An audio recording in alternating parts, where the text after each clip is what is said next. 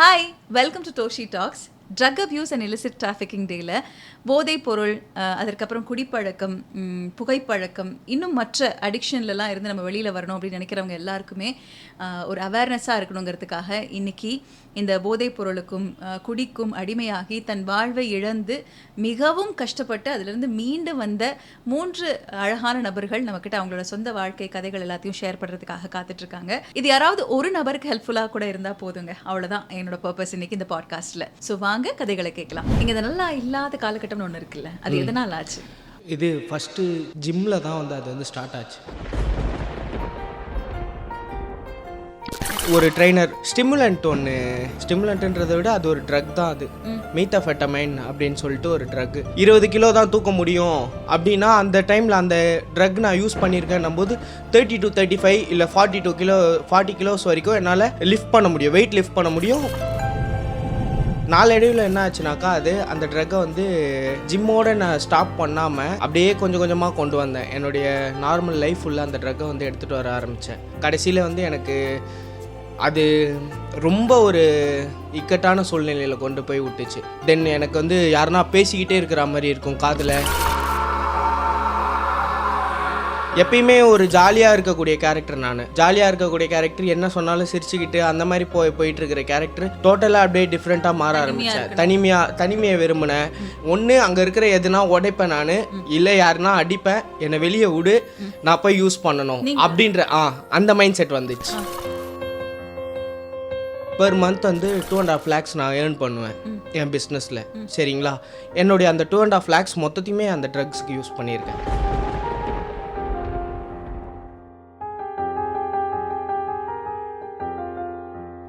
Hi, எப்படி இருக்கீங்க? நல்லா இருக்கேன். இப்போ நல்லா இருக்கீங்க? இப்போ நல்லா இருக்கேன். ஓகே. இங்கே நல்லா இல்லாத காலகட்டம்னு ஒன்று இருக்குல்ல, அது எதனால் ஆச்சு? அது எதனாலனாக்கா இது ஃபஸ்ட்டு ஜிம்மில் தான் வந்து அது வந்து ஸ்டார்ட் ஆச்சு. ட்ரக்ஸ் அந்த ட்ரக் வந்து எப்படின்னாக்கா ஜிம் மூலியமாக தான் நான் அதை எடுத்தேன். குண்டாக இருந்தேன், சரி வெயிட் லாஸ் பண்ணணுன்னு சொல்லிட்டு ஜிம் உள்ள போனேன். ஜிம் உள்ள போகும்போது அங்கே இருக்கும்போது ஒரு ட்ரைனர் அவர் என்னை அப்ரோச் பண்ணார். இந்த மாதிரி நான் வந்து பர்சனல் ட்ரைனிங் பண்ணுறேன் அப்படின்னு சொல்லிட்டு. சரி ஓகே, பர்சனல் ட்ரைனிங் தானே அப்படின்னு சொல்லிட்டு நானும் ஃபீஸ் பே பண்ணி எடுத்துக்கிட்டேன். அந்த டைமில் வந்து அவர் ஒரு ப்ரீ ஒர்க் அவுட்ஸ், ஸ்டீராய்ட்ஸ், இந்த மாதிரி ஒரு சில இதெல்லாம் வந்து சஜஸ்ட் பண்ணாங்க. ப்ரோட்டீன்ஸ் இதெல்லாமே சஜஸ்ட் பண்ணாங்க. சஜஸ்ட் பண்ணதோடு ஸ்டாப் பண்ணாமல் என்ன பண்ணாருனாக்கா ஸ்டிமுலண்ட் ஒன்று எனக்கு சஜஸ்ட் பண்ணார். அதாவது ஸ்டிமுலண்ட்ன்றதை விட அது ஒரு ட்ரக் தான். அது மீத்தாஃபெட்டமைன் அப்படின்னு சொல்லிட்டு ஒரு ட்ரக்கு. அது அந்த டைமில் நான் யூஸ் பண்ணும்போது எப்படி இருக்கும்னா, ஜிம்மில் இருக்கும்போது ஒரு 1 ml இன்ஜெக்ட் பண்ணேன், வெயின்ஸில் தான் இன்ஜெக்ட் பண்ணோம். ஒரு 1 ml வெயின்ஸில் இன்ஜெக்ட் பண்ணேன்னா சாதாரணமாக என்னால் வந்து ஒரு 20 கிலோ தான் தூக்க முடியும் அப்படின்னா அந்த டைமில் அந்த ட்ரக் நான் யூஸ் பண்ணியிருக்கேன் போது 30 to 35 இல்லை 40 கிலோஸ் வரைக்கும் என்னால் லிஃப்ட் பண்ண முடியும், வெயிட் லிஃப்ட் பண்ண முடியும். ஸ்டாமினான்றது வந்து எனக்கு வந்து ரொம்ப அதிகமாக இருக்கும். ஒரு பீஸ்ட் மோட் மாதிரி இருக்கும். அதாவது நார்மலாகவே இப்போ ஒரு ஹியூமன்ஸ்னாலே வந்து மற்றவனோட நம்ம அதிகமாக பண்ணால் நமக்கு ரொம்ப ஒரு இதுவாக இருக்கும் இல்லையா, ஈகோக்கு பூஸ்டாக இருக்கும் இல்லையா, அதே மாதிரி தான். அந்த மாதிரி ஆரம்பித்தது தான் இது. நாளடைவில் என்ன ஆச்சுனாக்கா அது அந்த ட்ரக்கை வந்து ஜிம்மோட நான் ஸ்டாப் பண்ணாமல் அப்படியே கொஞ்சம் கொஞ்சமாக கொண்டு வந்தேன். என்னுடைய நார்மல் லைஃப் ஃபுல்லாக அந்த ட்ரக்கை வந்து எடுத்துகிட்டு வர ஆரம்பித்தேன். ஒரு பைக் ஓட்டும் போது போடுறது, யூஸ் பண்ணுறது, ஒரு மைண்ட் அலாட்னஸ்க்கோசம் யூஸ் பண்ணுறது. அப்புறம் என்னுடைய ஒர்க்குக்கு எடுத்துகிட்டு வந்தேன். எனக்கு என் ஒர்க்குக்கு வந்து பிஸ்னஸ் தான் பண்ணுறேன் நான். எனக்கு மேன் பவர் தேவைப்படும். மேன் பவர் இல்லை அப்படின்ற பட்சத்தில் அந்த வேலையை நானே செய்யலாமே அப்படின்னு சொல்லிவிட்டு ஒரு ml எடுத்து அடிச்சுட்டு நானே அந்த வேலையை நானே செஞ்சு முடிப்பேன். அப்படியே இது வந்து என்ன ஆக ஆரம்பிச்சதுன்னா கொஞ்சம் கொஞ்சமாக அப்படியே 1 mlன்றது 2 ml ஆச்சு. ஒரு நாளைக்கு அப்புறம் 30 ml வரைக்கும் கூட போனேன். ஒரு பீக்கில் 30 ml வரைக்கும் யூஸ் பண்ணி கடைசியில் வந்து எனக்கு அது ரொம்ப ஒரு இக்கட்டான சூழ்நிலையில் கொண்டு போய் விட்டுச்சு. அதாவது ஹாலோசினேஷன். தென் எனக்கு வந்து யாருன்னா பேசிக்கிட்டே இருக்கிற மாதிரி இருக்கும் காதில். எப்பயுமே யாருன்னா பேசிக்கிட்டே இருக்கிற மாதிரி இருக்கும், யாருன்னா கூப்பிடுற மாதிரி இருக்கும். திடீர்னு நானாக தூங்கிட்டு இருக்கேனாக்கா திடீர்னு நானாக எழுந்து உட்காருவேன், டப்புன்னு சடனாக எழுந்து உட்காருறது. அந்த மாதிரியான ஒரு பயம், எப்பயுமே ஒரு பயம் வந்து இருந்துக்கிட்டே இருக்கும். ஃபஸ்ட்டு இது எல்லாமே எனக்கு வந்து ஒரு சூப்பர் பவர் மாதிரி தெரிஞ்சுது. எங்கேயோ தூரத்தில் கேட்குற சவுண்டு எனக்கு கேட்கும். அந்த சவுண்டு கேட்குறது வந்து ஒரு சூப்பர் பவர் மாதிரி இருந்தது. கண்ணு ஷார்ப்பாக தெரியும் அந்த ட்ரக் யூஸ் பண்ணும்போது. இந்த மாதிரிலாம் இருக்கிறது, ஃபாஸ்ட்டாக இருப்பேன். இதெல்லாம் வந்து எனக்கு ஒரு சூப்பர் பவர் மாதிரி தெரிஞ்சுது. ஆனால் நாளடைவில் தான் அது கொஞ்சம் கொஞ்சமாக வந்து இது எல்லாமே ஒரு இதுவாக தான் இருக்குது அப்படின்ற மாதிரி தெரிய வந்தது. அதுலேருந்து என்னால் சுத்தமாக வெளியே வர முடியல.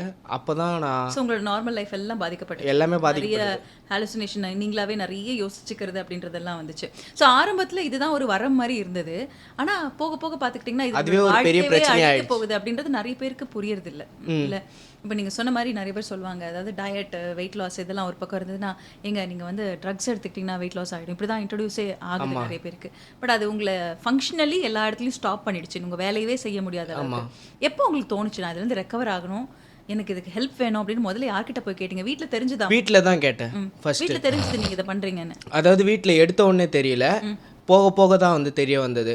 அதாவது சின்ன சின்ன மார்க்ஸ் பார்த்தாங்க கையில், அந்த இன்ஜெக்ட் பண்ணுற அந்த இடத்துல மார்க்ஸ் இருந்தது. அந்த மார்க்ஸ் பார்த்தாங்க. என்னுடைய ஆக்டிவிட்டிஸ் டோட்டலாக மாறிடுச்சு.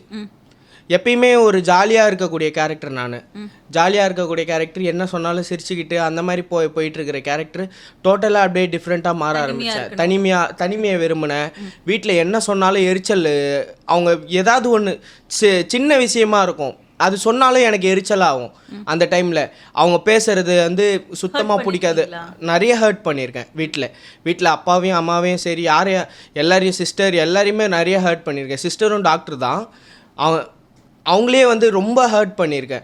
அப்போ தான் வந்து அவங்க என்னை நோட்டீஸ் பண்ண ஆரம்பித்தாங்க. எதனால் இவன் இப்படி இருக்கான் அப்படின்னு சொல்லிட்டு நோட்டீஸ் பண்ண ஆரம்பிக்கும் போது தான் அவங்க வந்து அப்படியே மெல்லமாக டே பை டே இதுவாச்சு.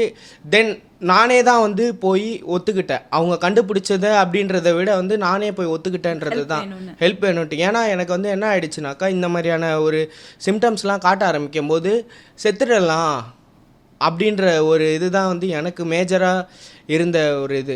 நம்ம செத்துட்டா இந்த பிரச்சனை எல்லாம் முடிஞ்சிடும். இப்போ நீங்கள் பேசுகிற மாதிரி குடிப்பழக்கத்துக்கு அடிமையானவங்களும் சரி, ட்ரக்ஸும் சரி, இப்போ நீங்கள் சொல்லக்கூடிய ஒன் டைப் ஆஃப் ட்ரக்கும் சரி, 3 பேருமே சொன்ன ஒரு முக்கியமான விஷயம் இந்த சூசைடல் தாட்ஸ் இல்லை.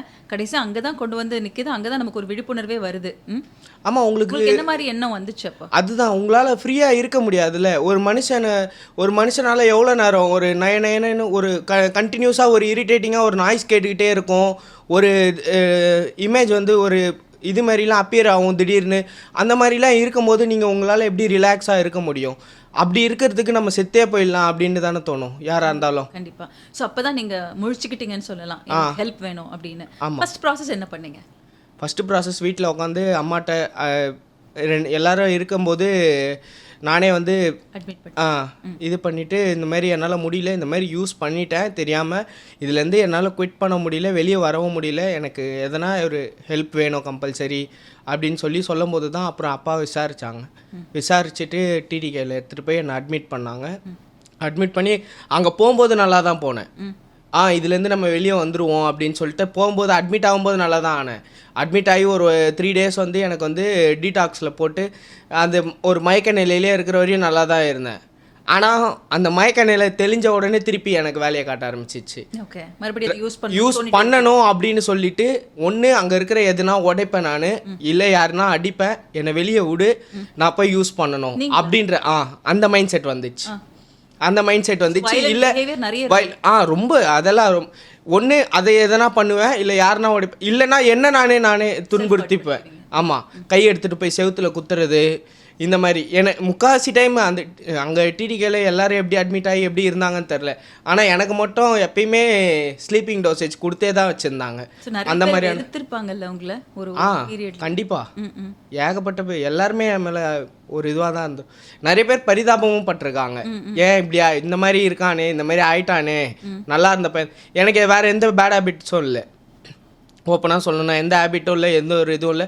சின்னதுலேருந்து வீட்டில் என்ன சொன்னாங்களோ அதை கேட்பேன், கரெக்டாக டிகிரி 1 கம்ப்ளீட் பண்ணியிருக்கேன் இப்போ வரையிலையும். வேறு எந்த ஒரு இதுவும் இல்லை. இந்த ஒரே ஒரு மீண்டு வரணும்னு நீங்கள் ஆசைப்பட்டு போயாச்சு. அங்கே நிறைய செல்ஃப் ஹர்ட் பண்ணீங்க, வயலண்ட் பிஹேவியர் இருந்தது, எல்லாமே இருந்துச்சு. எப்போ உங்களுக்கு கோஆப்ரேட் பண்ணணும்னு தோணுச்சு? ஐ திங்க் இதில் எப்படியாவது வெளியில் வந்து ஆஃப்டர் ஒரு 15 daysக்கு அப்புறமேட்டு தான் வந்து நானே ரியலைஸ் பண்ணேன்.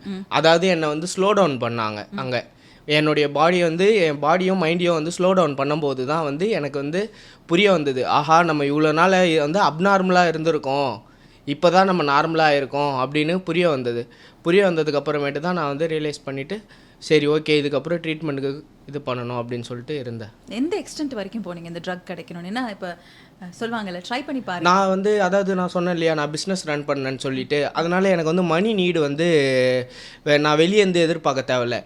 பெர் மந்த் வந்து 2.5 lakhs நான் ஏர்ன் பண்ணுவேன் என் பிஸ்னஸில். சரிங்களா, என்னுடைய அந்த 2.5 lakhs மொத்தத்தையுமே அந்த ட்ரக்ஸுக்கு யூஸ் பண்ணியிருக்கேன் சீரியஸ் பெர் மந்த். ஆமாம் சீரியஸாக. ஆனால் இதில் பெருமையா இருந்திருக்குல்ல அப்பா அம்மாவுக்கு 2 லட்சம் தான் பையன் பிசினஸ் பண்ணிக்கிறாங்க. அதான் ஆனா அதை வீட்டுக்கு கொண்டு இல்லை ஸ்டார்டிங்கில் பிஸ்னஸ் ஸ்டார்ட் பண்ணி ரன் பண்ண ஆரம்பிக்கும் போது அந்த 2.5 lakhs வருது பார்த்தீங்களா, அதில் வரும்போது மாதம் வந்து அம்மாவுக்கு ஒரு ஹார் எடுப்பேன் கோல்டில், சிஸ்டருக்கு ஒரு எதனா ஒரு நெக்லஸ் இல்லை பிரேஸ்லெட் அந்த மாதிரி கோல்டில். இந்த மாதிரி இருந்த ஆள் நான். ரொம்ப லவபிள் பாயாக இருந்திருக்கு. இந்த மாதிரி இருந்தவன், அப்பாவுக்கு எதனா எடுத்து கொடுக்கணும், ஃபோனு எதனா ஒன்று எடுத்து கொடுக்கணும், இப்படி இருந்த ஆள் நான். இப்படி இருந்த நான் வந்து டோட்டலாக கன்வெர்ட் ஆனேன் இந்த இதில். மொத்தமாக ஃபஸ்ட்டு சின்னதாக 50,000 ட்ரக்ஸுக்கு யூஸ் பண்ணலாம் அப்படின்னு சொல்லிட்டு யூஸ் பண்ண ஆரம்பிச்சு. அப்படியே அந்த 50 வந்து 1 ஆச்சு, 1 வந்து 1.5 ஆச்சு. அப்படியே போய் கடைசியில் மொத்தமாக நான் ஏர்ன் பண்ணுற எல்லாமே அந்த ட்ரக்குக்கு தான். அந்த ட்ரக் இல்லாமல் நான் இல்லை. ஒரு அதான் 30 ml அப்படின்னும் போது வந்து 30 பாட்டில்ஸ் யூஸ் பண்ணுற கணக்காகுது அது மொத்தமாக. இது அவ்வளோ ஈஸியாக உங்களுக்கு அக்சசிபிளாக கிடைக்குது நமக்கு சென்னையில். ஜிம் மூலிமா இப்போ இது வந்து ரொம்ப பரவுது இந்த ட்ரக்கு. நான் மட்டும் இல்லை இதில் அடிக்ட்டு. இப்போ நான் ஒர்க் அவுட் பண்ண அதே ஜிம்லேயுமே பார்த்தாக்கா நிறைய பேர் வந்து இதை யூஸ் பண்ணிட்டு தான் இருக்காங்க. இப்பயும் இதுலேருந்து வெளியே வர முடியாமல் நிறைய ஸ்ட்ரகிள் நீங்கள் கூட பார்க்கலாம். நடுவில் நிறைய பேர் செத்தாங்க ஜிம் சம்மந்தப்பட்ட இதுலேருந்து. எல்லாருமே இதை யூஸ் பண்ணவங்க தான். இதை யூஸ் பண்ணி தான் அந்த டெத்துன்ற ஒன்று. ஸோ வெளியில் வந்து நிறைய பேர் ஓவர் எக்ஸசைஸ் பண்ணுறாங்க, கொரோனாக்கு அப்புறம் வெயிட் லிஃப்ட் பண்ணுற அது இதுன்னு சொல்லிட்டு. ஆனால் இந்த யூசேஜ் அதிகமாக இருக்குது. இந்த யூசேஜ்னால தான் அது. ஓகே, இப்போ நான் உங்ககிட்ட ஒன்று கேட்பேன். நிறைய ஃப்ரெண்ட்ஸ் மூலமாக நமக்கு ஃபன் ஃபேக்டருக்காகவோ இல்லை நம்ம நல்லதுக்கு அப்படின்னு சொல்லி யாராவது ஒருத்தவங்க இன்ட்ரடியூஸ் பண்ணும்போது ஒரு வாட்டில் என்ன ஆகுது அப்படின்னு ஸ்டார்ட் ஆகிறது தான் இது எல்லாமே. நீங்கள் என்ன சொல்லணும்னு நினைக்கிறீங்க அவங்களுக்கு? பிகாஸ் உங்கள் லைஃப் பார்த்தீங்கன்னா ஒரு சைடு இவ்வளோ ஏர்லியாக பிஸ்னஸ் பண்ணி அம்மா அப்பாவை பார்த்துக்கிற ஒரு பையன் இப்படி டிராஸ்டிக்காக மாறினது அப்படின்றது வந்து நீங்கள் பார்த்துட்டீங்க 2 sides. என்ன சொல்ல நினைக்கிறீங்க? இது தொடாமல் இருக்கிறது நல்லது. ஒரு டைம் அப்படின்னு சொல்லி நம்ம ஸ்டார்ட் பண்ணுறது தான் அது அப்படியே கண்டினியூஸாக ஆகிடுறது. இது ஃபுல் ஸ்டாப் வைக்கக்கூடிய ஒரு இது இல்லை. நமக்கு அதுக்கான ஹெல்ப்பும் கிடைக்காது இங்கே இந்த இதில். நம்ம ஒன்ஸ் தொட்டுட்டோம் அப்படின்னாலே. எத்தனை வருஷம் நீங்கள் இதை யூஸ் பண்ணீங்க? நான் ஒரு 2 years 2.5 years. எத்தனை வருஷம் ஆச்சு இதுலேருந்து ரிலீவ் ஆகிறதுக்கு? 1 year ஆயிடுச்சு கம்ப்ளீட்டாக. இப்போ வரையிலும் 1 year ஆயிருக்கு. தொடலை, நான் இது வரையிலும் அதை யூஸ் பண்ணலை. ஒருவேளை மறுபடி கொடுத்தா? இல்லை பண்ண மாட்டேன். ஏன்னா என்னுடைய லைஃபே நான் பண்ணக்கூடாதுன்றதுக்கான என் பிஸ்னஸே போயிடுச்சு. எல்லாத்தையும் நான் இழந்துட்டேன். இப்போது எனக்கு ஒன்றுமே இல்லை. இப்போ நான் ஜீரோ. இப்போ நான் அந்த மாதிரி இருக்கேன். இதோ இப்போ தான் வந்து இந்த 1 year கழிச்சு இப்போ தான் எனக்கு வந்து அண்ணா யூனிவர்சிட்டியில் கவர்மெண்ட் ஜாப் ஒன்று அப்ளை ஆகிருக்கு. கடைக்கு கம்மிங் 1ஆம் தேதி ஜாயின் பண்ணுறேன். நான் ஜாயினிங் ஆர்டர் வந்திருக்கு எனக்கு. இந்த 1 year நான் நிறைய அவமானப்பட்டிருக்கேன். என் பிஸ்னஸ் இல்லை, அவ்வளோ காசு கையில் வச்சு செலவு பண்ணிட்டு. இது பிராய்லர் சிக்கன்ஸ் வந்து ஹோல்சேல் பண்ணிட்டு இருந்தேன். ஹோல்சேலும் பண்ணிட்டு இருந்தேன், ரீட்டைலும் பண்ணிட்டு இருந்தேன். எனக்கு 2 ஷாப் இருக்குது. Sorry 3 shop. என்ன உங்களோட கனவா இருந்தது இந்த ட்ரக்குக்கு முன்னாடி? என்ன கனவு? இந்த ட்ரக்குக்கு முன்னாடி என்னுடைய கனவு என்னன்னாக்கா, நல்ல ஒரு ஆல்ரெடி எல்லாம் ஃபேமிலி செட்டில் டவுன் தான். நான் ஒரு தனியாக அப்பா முன்னாடி நான் தனியாக ஒரு வீடு வாங்குறது, ஒரு நல்ல ஒரு கார் எடுக்கிறது, அந்த மாதிரி யோசிச்சு அந்த மாதிரி நான் பிளான். எந்த அளவுக்கு ஒரு பேர் வச்சிருக்காரோ அதை விட டபுள் மடங்கா அந்த மாதிரி. அதான் அந்த மாதிரி நான் எதிர்பார்த்தேன். ஆனால் இந்த ட்ரக்கை தொட்டதுலேருந்து எல்லாமே அப்படியே தலைகீழாக மாறிடுச்சு.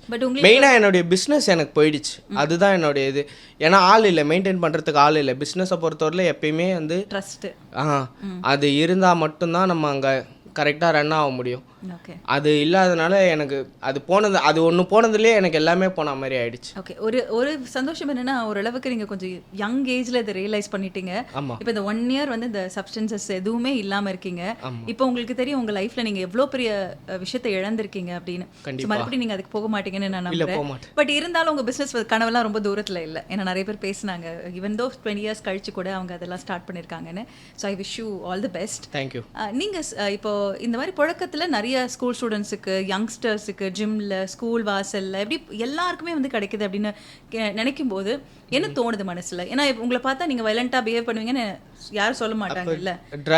ட்ரக் பழக்கம் சென்னையில் ரொம்ப ஈஸியாக ஆயிடுச்சு, அதுதான் சொல்லணும். ஓகே, அது பெட்லர்ஸ் தான் அதிகமாகிட்டு இருக்காங்க. ஒரு டைமில் நானும் பெட்லராக அந்த மாதிரி ஆயிடலாமான்னு தோணி அந்த மாதிரி எனக்கும் தோணியிருக்கு. ஏன்னா வந்து ஈஸி ஆக்சஸ் இருக்கும்ல. ஈஸியாக ஆக்சஸ் இருக்கும். ஒரு இது வாங்குறோம்னாக்கா நம்ம அதை விற்றா அதே மாதிரி அதில் காசு வந்து ரொம்ப அதிகம். இப்போ 500க்கு வாங்குறோன்னா அதை விற்றாக்கா 1000 ருபீஸ்க்கு விற்கலாம். ஓகே. இப்போ வீட்டில் என்ன சொல்கிறாங்க? இப்போ வீட்டில் அதான் இப்போ என்ன சொல்லுவாங்க, இப்போ ஹாப்பியாக தான் இருப்பாங்க. இப்போ இந்த இது வேற இதுவாகிருக்கு இல்லையா, வேலை வேறு இதுவாகிருக்கு இல்லையா, அதனால் இப்போ இத்தனை நாள் இந்த 1 இயர் கழித்து இப்போ தான் திருப்பி வீட்டில் எல்லோரும் ஃபேஸ்லேயும் வந்து ஸ்மைல் அதெல்லாம் வர பார்க்க முடியுது. போகிறீங்களா இப்போ? இல்லை ஜிம் இப்போதைக்கு போகக்கூடாதுன்னு சொல்லியிருக்காங்க. எனக்கு என்ன இன்ஜெக்ஷன்ஸ் வந்து அந்த ஸ்டிம்ல அந்த இது திருப்பி தோணலாம். தென் வெயின்ஸில் ரொம்ப அதிகமாக பண்ணதுனால வந்து நரம்பு எல்லாமே ரொம்ப வீக்காக இருக்குது. வெயிட்ஸ் லிஃப்ட் பண்ணக்கூடாது. ஹெவி வெயிட்ஸ் தெரிஞ்சுக்கலாம். 26ல வெயின்ஸ் வீக்காக இருக்குது. ஸ்டெபிலிட்டி போயிருக்கு. இதெல்லாம் தாண்டி இப்போ நீங்கள் ரெக்கவர் ஆகிக்கிட்டு வரீங்க. இது எதுக்காக நான் மறுபடியும் கேட்குறேன், ரிஜிஸ்டர் பண்ணணும்னு ஆசைப்படுறேன் அப்படின்னு கேட்டிங்கன்னா, ஏதோ ஒரு வகையில் நீங்களாவே ரியலைஸ் பண்ணி முன் வந்து இதை ஸ்டாப் பண்ணணும்னு முடிவு பண்ணிட்டீங்க. ஸ்டாப் பண்ணாமல் நிறைய பேர் இருப்பாங்க. ஆமாம். ஸோ எவ்வளோ ஏர்லி ஏஜில் நம்ம என்னெல்லாம் லூஸ் பண்ணுறோம் அப்படின்னு அவங்களுக்கு தெரியணுங்கிறது. முடிஞ்ச அளவு சீக்கிரமாக ஸ்டாப் பண்ணுறது நல்லது. ஸோ இனிமேல் நினச்சி பார்க்க மாட்டீங்க நிஜமா? இல்லையா? கண்டிப்பாக. Okay, I'm so happy. அதனால வேற ஏதாவது சொல்ல நினைக்கிறீங்களா? உங்கள் ஃபேமிலி மெம்பர்ஸ்க்கு ஏதாவது சொல்ல நினைக்கிறீங்களா? ஏன்னா நிறைய விஷயங்கள் பார்த்துருப்பாங்க வீட்டில். ரொம்ப அதான் என் மூலிமா அவங்க ரொம்ப ஸ்ட்ரகிள் பண்ணி. எந்த அளவுக்கு ஒரு எக்ஸ்ட்ரீம் போச்சு வீட்டில் நீங்கள் பண்ணக்கூடிய பிஹேவியரில்? எது ஐயோ இதெல்லாம் நான் பண்ணிருக்கவே கூடாது அப்படின்னு நினச்சிருப்பீங்க? எப்பயுமே ஒரு இதுவாக தான் இருப்பேன், ஒரு எரினே தான் இருப்பேன் வீட்டில். நார்மலாக அவங்கக்கிட்ட பேசுனதில்ல, ரொம்ப ஒரு பெட் மாதிரி நான் வீட்டில் ரொம்ப செல்லம். அப்படி இருந்த நான் இந்த மாதிரி மாறின உடனே அவங்களால அக்செப்ட் பண்ணிக்க முடியல. அப்பா இதுவரையிலும் சரி சின்னதுலேருந்து எனக்கு தெரிஞ்சு என்னை ஒரு டைம் கூட அடித்ததில்லை. யாருமே ஒரு டைம் கூட அடித்ததில்லை, திட்டினது கூட கிடையாது. அந்தளவு எதோ அம்மா வேணா கூட எதனா அப்பப்போ சும்மா லைட்டாக திட்டுற மாதிரி திட்டுவாங்களே தவிர அப்பா எதுவுமே பண்ணதில்லை. அவர்லாம் அழுதுட்டார். என் கையை பிடிச்சிட்டு அழுவும்போது தான் அப்போ தான் எனக்கு தெரிஞ்சுது நம்ம ரொம்ப பெரிய தப்பு பண்ணிட்டோம். இந்த மாதிரியான ஒரு சூழ்நிலையில் நம்ம பேரண்ட்ஸை வந்து தள்ளிட்டோம் அப்படின்னு சொல்லிட்டு. ஓகே. இப்போ ஹாலுசினேஷன்லாம் இருக்கா உங்களுக்கு? இல்லை, இப்போ இல்லை. நான் இப்போ கம்ப்ளீட்டாக ட்ரீட்மெண்ட்லேயே தான் ஃபீல் பண்ணுறீங்க. இந்த ட்ரீட்மெண்ட்டுக்கு அப்புறம் இந்த 1 இயர்க்கு அப்புறம் ஹவ் யூ ஃபீலிங்? இப்போ நார்மலாக இருக்கேன் நான். எனக்கு எந்த ஒரு இதுவும் இல்லை.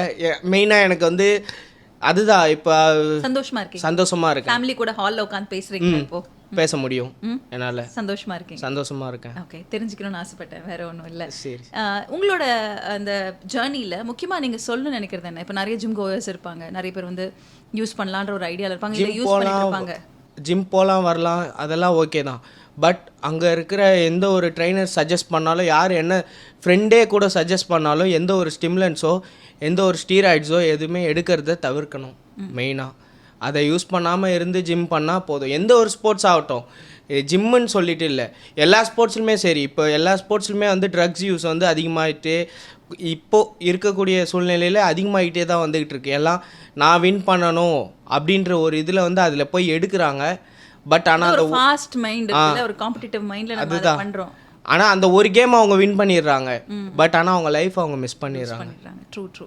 இப்போ நிறைய இந்த ஷார்ட்கட்ஸ்னால தான் இந்த வழிக்கு வர வேண்டியதாக இருக்குன்றது. கண்டிப்பாக அது தேவையில்லை அப்படின்னு ரொம்ப தெளிவாக அழகாக சொன்னீங்க. இப்போ நிறுத்தின உடனே நமக்கு வந்து டக்குன்னுலாம் அது போயிடாது இல்லை, கிரேவிங்ஸ் வந்து உங்களுக்கு வந்து கம்பல்சரி. என்னுடைய ட்ரக்குக்கெலாம் எனக்கு முதுகில் பேட்ச் மாதிரி ஒட்டிடுவாங்க, நீடில் மாதிரி இருக்கும் அந்த இதில், அதை ஒட்டி விட்டுருவாங்க. 3 டேஸ்க்கு ஒன்ஸ் அதை நான் ரீப்ளேஸ் பண்ணிகிட்டே இருப்பேன். அந்த பேட்ச், ஒரு பேட்ச் மட்டுமே அதுவே 700-800 வரும். ஓகே. அதுவே வந்து 3 டேஸ்க்கு ஒன்ஸ் எனக்கு ரீப்ளேஸ் பண்ணிகிட்டே இருப்பாங்க அந்த பேட்சை. அது இருந்தால் மட்டும்தான் என்னால் கிரேவிங்ஸ் இல்லாமல் இருக்க முடியும். அது நான் வந்து எனக்கு கிரேவிங்ஸ் போகிறதுக்கே வந்து ஆல்மோஸ்ட் 4 months மேலே ஆச்சு அந்த கிரேவிங்ஸ் போகிறதுக்கே. ஸோ பொதுவாக இப்போ நீங்கள் நிறைய பேர் வெளியிலேருந்து ஒரு ஹெல்ப் சீக் பண்ணோம். இப்போ நான் பார்த்துட்ருப்பாங்க, எல்லாருக்கும் வந்து வெளியில் தன்னுடைய ட்ரக் யூஸ் பண்ணுறேன்னு சொல்கிறதுக்கு யோசிப்பாங்க, சொசைட்டியில் எப்படி அக்செப்ட் பண்ணிப்பாங்கன்னு. அவங்களாம் ஒரு ஹெல்ப் சீக் பண்ணணுன்னா என்ன பண்ணுறது? நான் இதுலேருந்து வெளியில் வரணும் அப்படின்னா முதல் ஸ்டெப் இதெல்லாம் பண்ணலாம் அப்படின்னா என்ன சொல்வீங்க?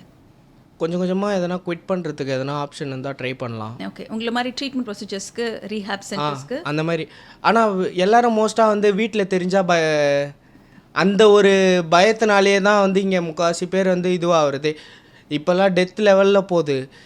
ஊசி டைடால் அது இதுன்னு சொல்லிட்டு போடுறாங்க. அதெல்லாம் பார்த்தீங்கன்னா காலேஜ் ஸ்டூடெண்ட்ஸ் எல்லாமே அவ்வளோ பேர் வந்து சடன் டெத் தான் ஆகுது அது. அந்த மாதிரி ஆகுது. ஸோ ஃபேமிலி கிட்ட முதல்ல அட்மிட் ஷேமோ என்னவோ அவங்க கிட்ட நம்ம வந்து சொல்லிட்டோம்னா அவங்க அதுக்கான இதை பார்த்துப்பாங்க. ஓகே, மீண்டு வரணும்னு என்ன இருக்கு, அதனால மீண்டு கண்டிப்பா. தேங்க்யூ. எனக்கு உங்களோட கான்வர்சேஷன் ரொம்ப பிடிச்சிருந்தது. ஏன் சொல்கிறேன்னு கேட்டிங்கன்னா, ஏன்னா உங்கள் ஏஜ் குரூப்பில் இருக்கிற நிறைய பேருக்கு இது போய் சேரணுங்கிற ஒரு முக்கியமான ஒரு டைமில் இருக்கோம் நம்ம. ஏன்னா இதுக்கு முன்னாடி பேசின 2 பேருமே சொல்லியிருந்தாங்க, நான் வந்து காலேஜஸ் அப்ரோச் பண்ணணும், ஸ்கூல்ஸ் அப்ரோச் பண்ணணும் அப்படின்னு. ரீசன் அதுதான், ஏன்னா அவங்களுக்கு இது போய் சேரணும்னு. அந்த ஏஜ் குரூப்பில் இருக்க ஒருத்தர் இதை பற்றி பேசுகிறாங்க, அதுலேருந்து மீண்டு வந்திருக்காங்க, இவ்வளோ சூன் ரெக்கவரி இருக்குது அப்படின்னு நினைக்கும்போது ஐம் வெரி ஹாப்பி. அண்ட் நீங்கள் சொல்லக்கூடிய அந்த பிஸ்னஸ் ஆண்டர்ப்ரனராக சீக்கிரம் வருவீங்க. அதுக்கு முன்னாடி இந்த ஜாப் ஜாயின் பண்ணுங்கள், அதுலேயும் நீங்கள் ஷைன் ஆகணும். Thank you ma'am. தேங்க்யூ. ஜாலிக்காக தாங்க குடிக்கிறோம், ஸ்ட்ரெஸ்ஸுக்காக ஸ்மோக் பண்ணுறேன். சப்ஸ்டன்ஸ் யூஸ் பண்ணால் ஹையாக இருக்குது, எனக்கு யாரும் தேவையில்லை, என்னோட ப்ரொடக்டிவிட்டி அதிகமாக இருக்குது, நான் ஆரம்பத்தில் நினைக்கிறது எல்லாமே நம்மளுடைய அத்தனை சொல்லுவாங்களே சானிட்டின்னு வாங்க, அதாவது மூளை ஸ்டேபிளாக இருந்தால் தான் வாழ்க்கையில் நல்லா இருக்க முடியும். அது எல்லாத்தையும் பிடுங்கி போட்டுச்சுன்னா லைஃப் இருக்காது, ஜாப் இருக்காது, மரியாதை இருக்காது, எதுவுமே இருக்காது. மறுபடியும் மீட்டுட்டு வர்றது ரொம்ப ரொம்ப கஷ்டமான விஷயம். ஸோ நிறைய பேர் அது தெரியாமலே இதுக்குள்ளே போய் விடுறாங்க அப்படிங்கிற ஒரு காரணத்தினால தான். அது எதுவுமே உண்மை இல்லை, அதெல்லாம் நம்மளோட நம்பிக்கை. தயவு செஞ்சு அதுலேருந்து வெளியில் வாங்க. உங்களால் நிறைய பேர் சஃபர் ஆகிறாங்க அப்படிங்கிறத புரிஞ்சுக்கிறதுக்காக இந்த drug abuse and illicit trafficking டேல போதை மற்றும் குடிப்பழக்கம், புகைப்பழக்கம் இதிலெல்லாம் அடிமையாகி மீண்டு வந்த நபர்கள் அவங்களோட சொந்த அனுபவங்களை ஷேர் பண்ணியிருந்திருக்காங்க. நான் ஏற்கனவே சொன்ன மாதிரி தான், யாராவது ஒருத்தருக்கு இது போய் சேர்ந்து அவங்களோட லைஃப்பை சரி பண்ணிட்டாங்கன்னா கூட அதுவே போதுமானது அப்படிங்கிற ஒரு திருப்தியோட இந்த பாட்காஸ்ட்டை நான் கம்ப்ளீட் பண்ணுறேன். தேங்க்யூ ஃபார் வாட்சிங் அண்ட் தேங்க்யூ ஃபார் லிஸ்னிங்.